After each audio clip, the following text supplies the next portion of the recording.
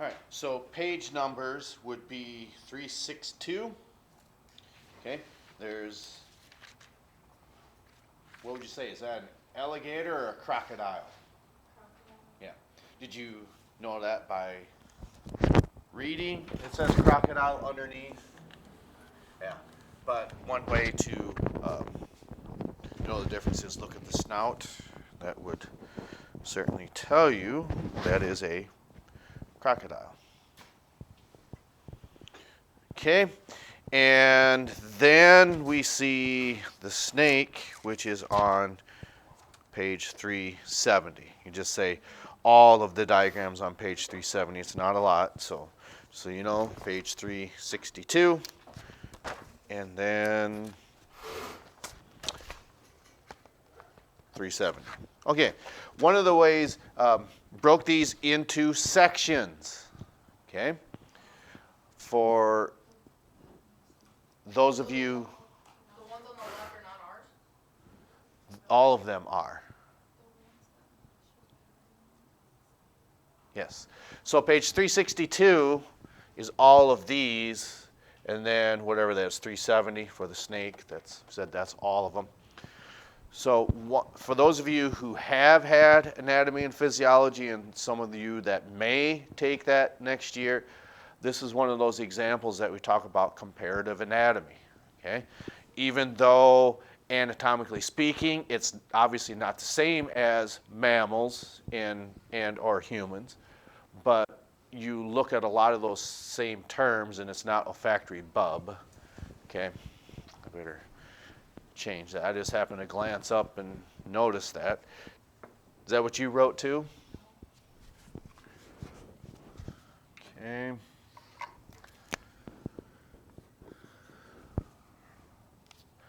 In other words, we break these up into sections. Okay. Here's the nervous system. And then the carotid artery, to where would you think we would stop with circulation?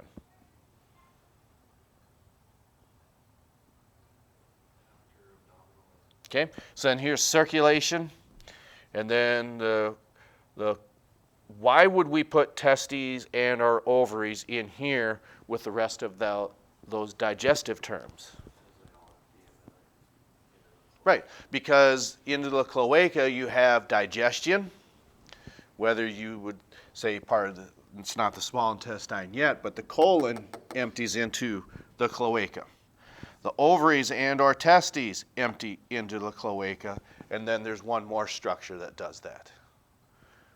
What is a process of excretion besides the large intestine will eliminate waste, but that's from digestion. How do animals eliminate waste from circulation? The kidneys, that's right. Whether it's an alligator, a crocodile, a bird, a human, a mammal, that is going to be the function of the kidneys, is to eliminate waste from blood supply. Okay, so we have digestion all the way down to where would you think?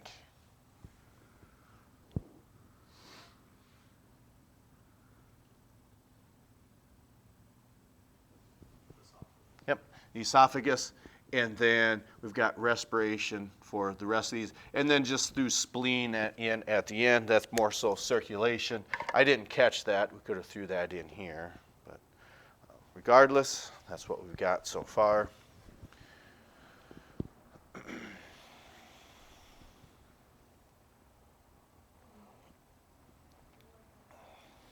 So this part of the exam is on Thursday.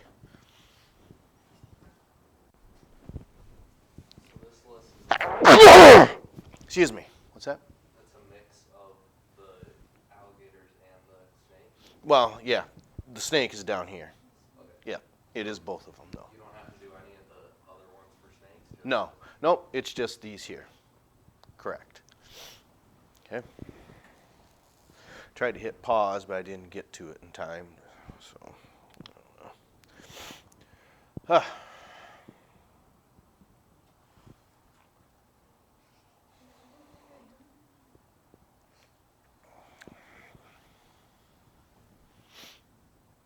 And then, as you're going to see Okay?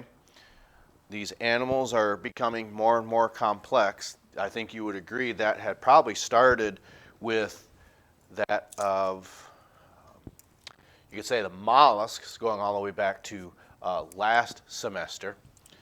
Okay? And, so when we're talking about complexity from the mollusks all the way up to past the fish, now past the amphibians into the reptiles now, okay? When we talk about circulation of reptiles, we're making comparisons to that of the amphibians because they're the predate the reptiles.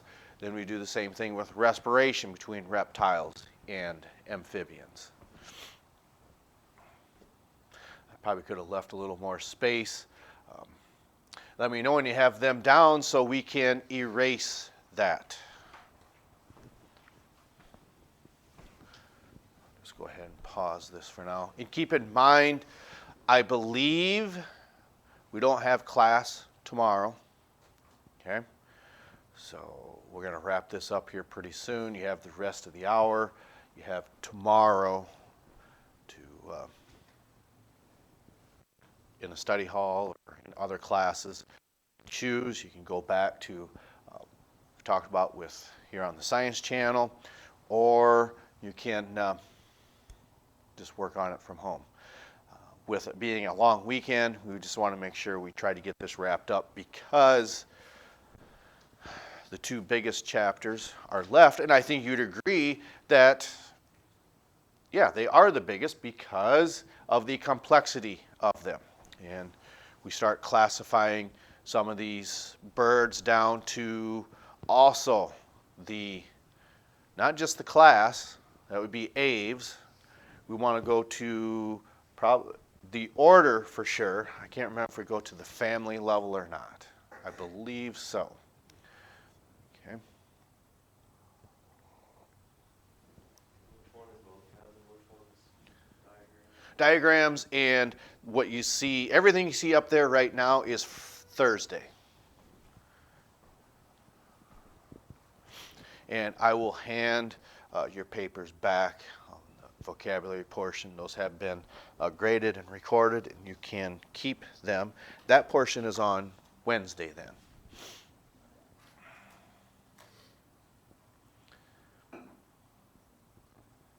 Okay, there's no reason just to, let's just go ahead and hit pause again.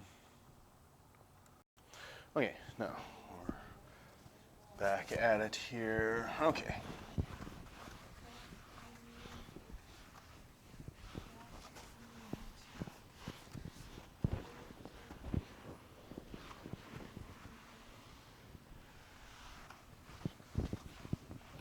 So, what is significant about the circulation with that of the reptiles?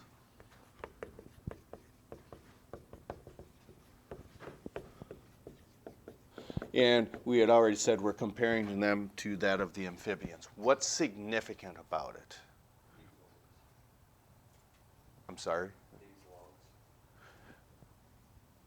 Well, in respiration, yes. Okay, so these animals, okay, a four-chambered heart.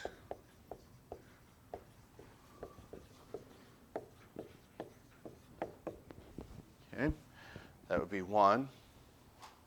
What about the blood pressure in amphibians and reptiles? Who's got a higher blood pressure? Yeah, reptiles by far. Yep.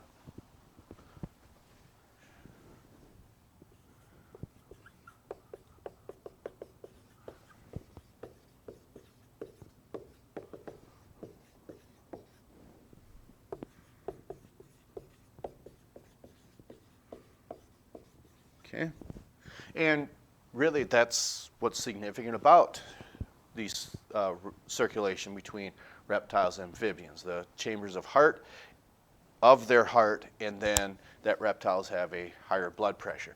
We really don't need to mention the flow patterns as it's going through. We had mentioned that because of those flow patterns and that incomplete separation between the ventricles, that It just does not mix from one side to the other. That's because of having this high blood pressure. Now, does that happen in mammals and humans? It can, and there are some sort of septal defects that just does not affect maybe a toddler or an adolescent, and or even an infant. The blood pressure is high enough, it just does not separate or just does not mix. Doesn't mean that it doesn't, it can, but probably because of the higher blood pressure, even in that of humans, it just does not do that. But chances are, if there is a septal defect, that would have to be repaired by a cardiologist or a heart surgeon. Okay, respiration then. Okay. So what maybe stands out in your mind with that of the respiration of reptiles there? Okay. Do reptiles force air into their lungs? No, no. Amphibians do, but reptiles do not. Okay. So these animals have something besides well-developed lungs, that's true.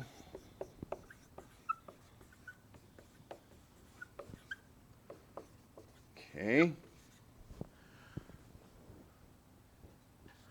They do not swallow air, unlike amphibians.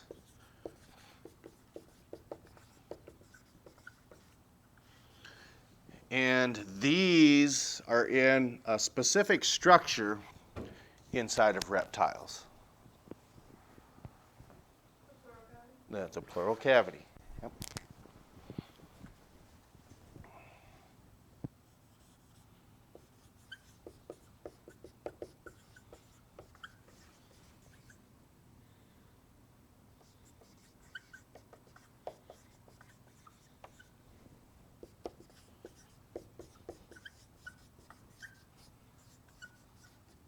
Okay.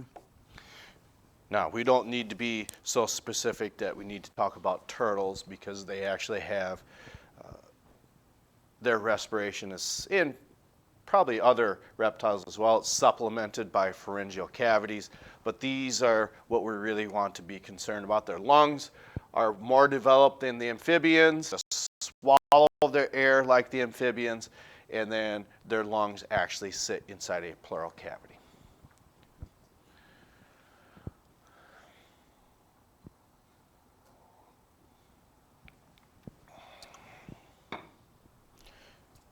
Can we erase this? The top, probably. Okay.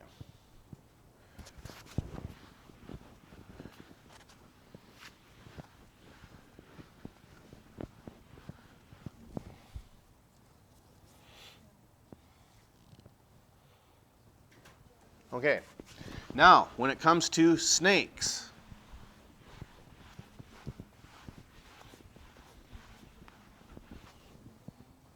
okay, let's go ahead and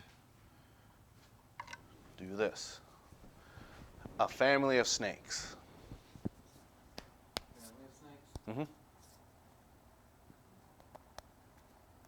There are 4, and we got that many people in here. We can come back to you. Family of snakes. Okay, Viperidae, we'll take that. Okay. Leave a little bit of space here. If you write vipers, that's fine, but I think that's a little more specific. Okay? A family of snakes. That's one of them, serpents? That's the actual order. They're in Serpentae.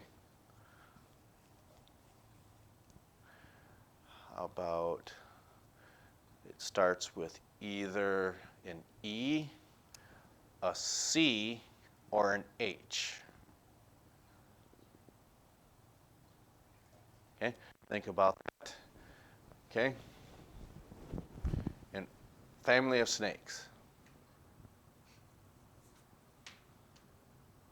We'll come back to that. H. Yeah, it starts with an H. You're starting to say it. Hydrophydae. We'll take that.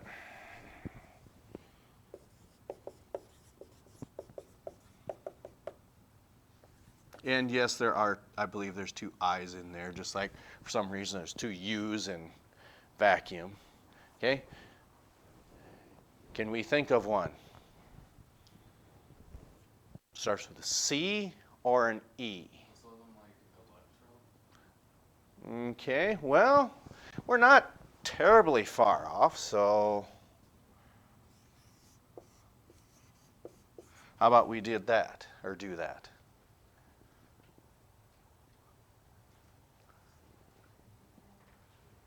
In other words, what do you notice the suffix of all of these do? They end in what? Right, okay? Okay. All right. Pressure's on. The letter C. And remember, they all have the same suffix here.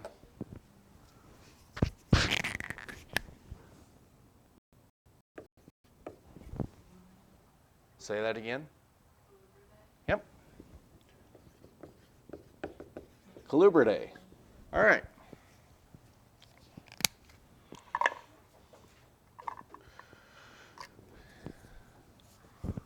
What is significant about that family of snakes? When you say vipers, that's true, but with the majority of them, how can you categorize these as vipers? Yeah, they've got pit organs. What's the significance of that, though? Say that again. True, but we've got nostrils. What's the significance of our nostrils? For scent, but that's not with the pits. Yeah, they're heat sensing pits.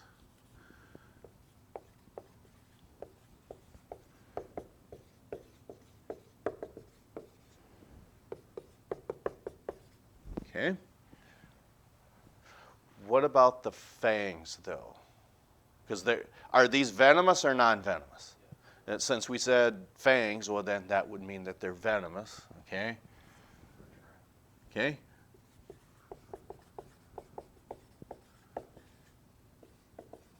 All right. And then, what's an example of a viper? It's a little vague. Can we be a little more specific?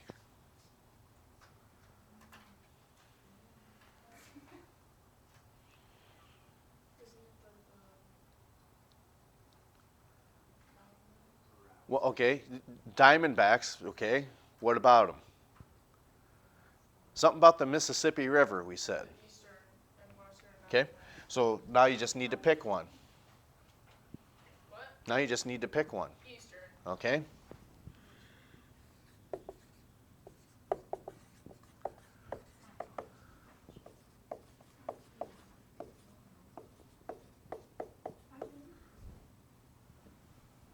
All right. And it goes without saying, we had mentioned, if they've got these, they are venomous. All right? So then, okay, so you did. So then, what about these? Hydrophydae, what about them? Okay, so these are found in, sea snakes are found in water. What makes more sense to you? Found in water.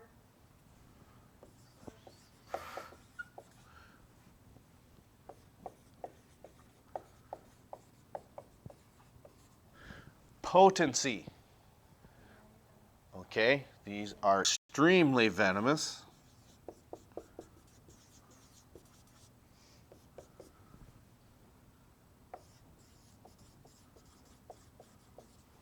Just a moment here. doesn't look right.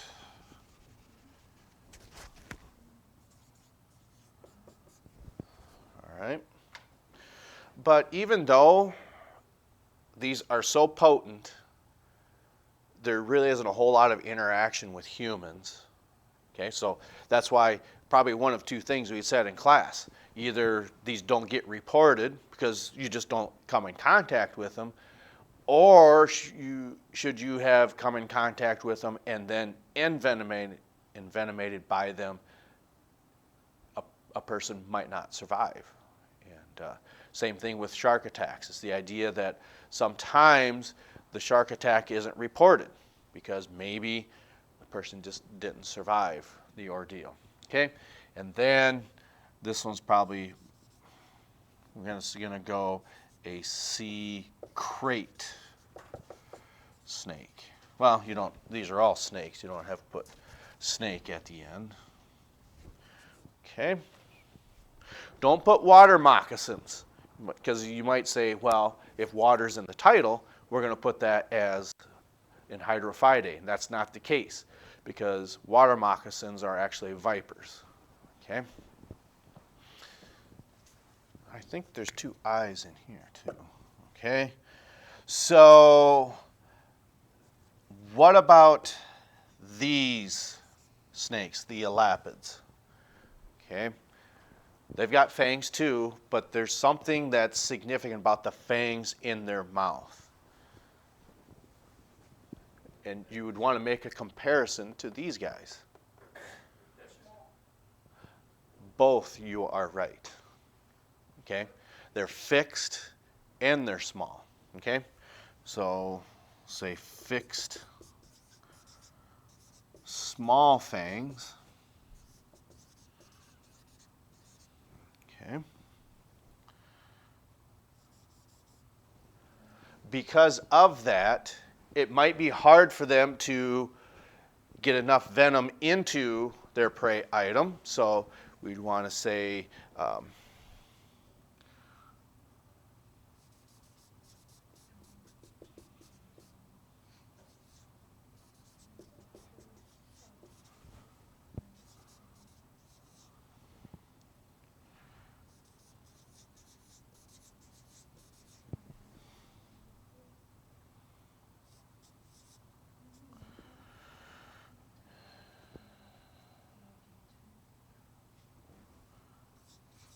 now, when we say consume, what we mean by that is every time they envenomate, there just isn't a whole lot of venom delivered. So that's what we mean for them to be able to consume them. Multiple bites might be needed. And can you give me an example of an elapid?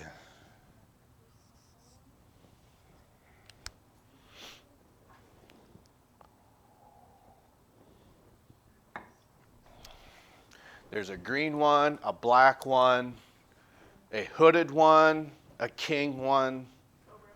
Okay, so now if you want to say cobra, that's fine. Green mamba, black mamba, and you could say king cobra, hooded cobra, spitting, well, we don't want to say, even though spitting cobras do exist, you can use any one of those. Okay.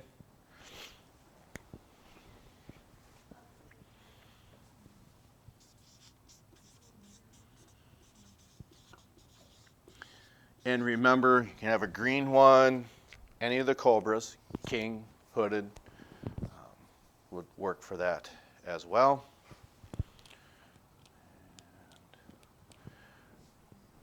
Okay, finally, Kalubridae. There's something significant, two things significant about this family as opposed to these other three.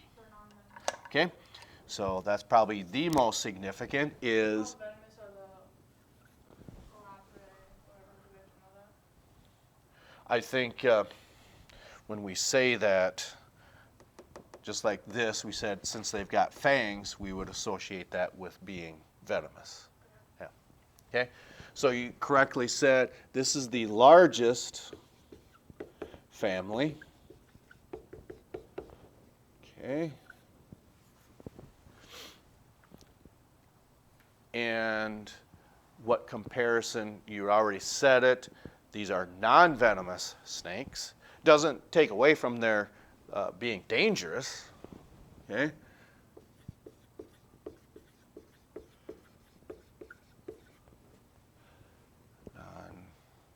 Say these are the largest family.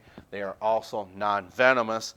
So if you were to say it doesn't take away from the danger, what would, you can pick up a garter snake, you can pick up a milk snake, a corn snake, any one of those and not have any issues. It's if you're by yourself and you pick up one of these, you could have a problem. Okay, a little more, yeah, constrictors, a little more specific. I think you said it. Boa constrictor. What else? This playwright, Monty what?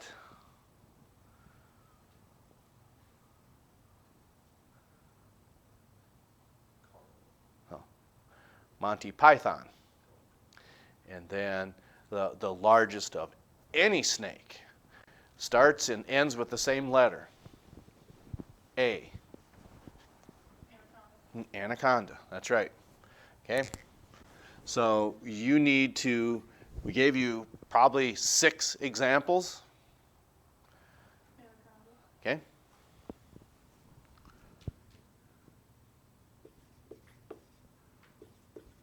I think that's right. Okay.